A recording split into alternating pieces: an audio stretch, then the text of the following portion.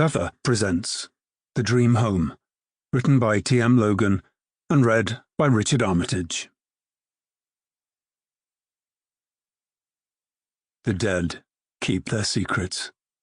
Alexander Smith, Dreamthorpe. Part 1. You never get used to it. Not really. It hangs over your head, always waiting.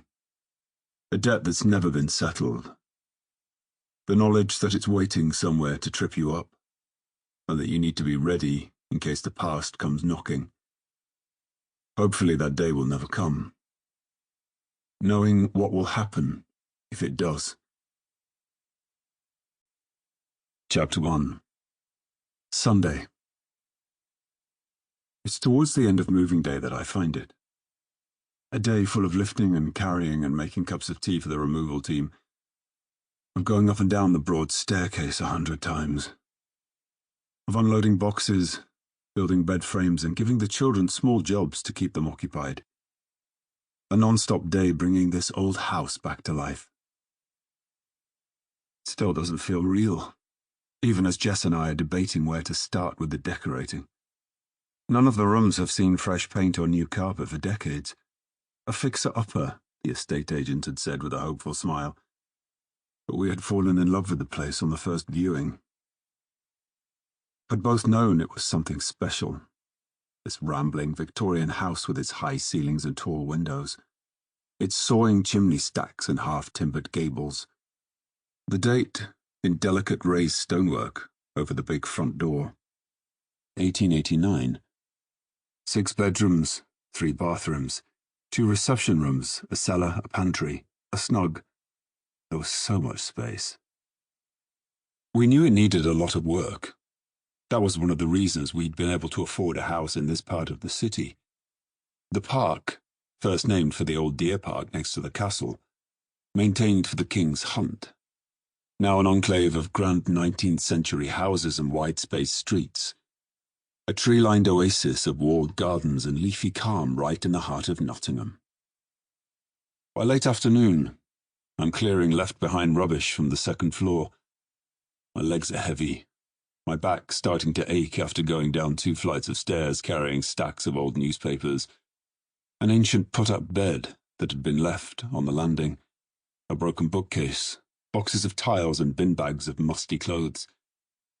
In the smallest of the top-floor attic rooms, where the air is stale with neglect, the carcass of an old fitted wardrobe hangs off the wall.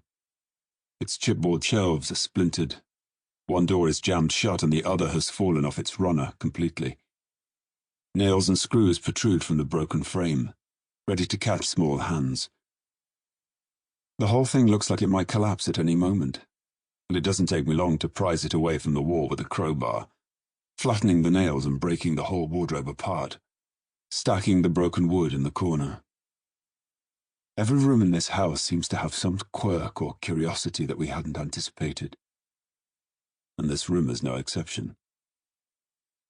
Because the wall behind the fitted wardrobe is not painted plaster, or wallpaper or brick. Instead, it's panelled in dark wood, like the hallway on the ground floor. Panels of walnut or teak stretch floor to ceiling across the width of the room. It's a big improvement on the fitted wardrobe. A shame to have hidden away this handsome facade behind something so ugly. The whole thing is 7 panels high and a dozen or so wide.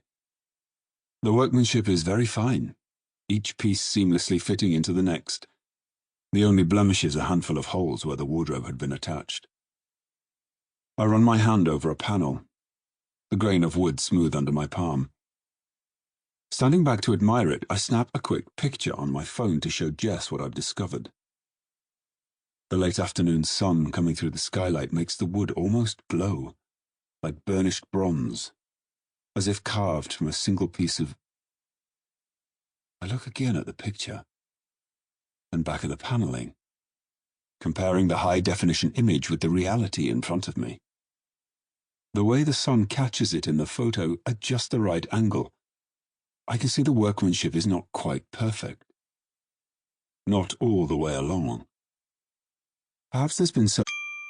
Sample complete. Ready to continue?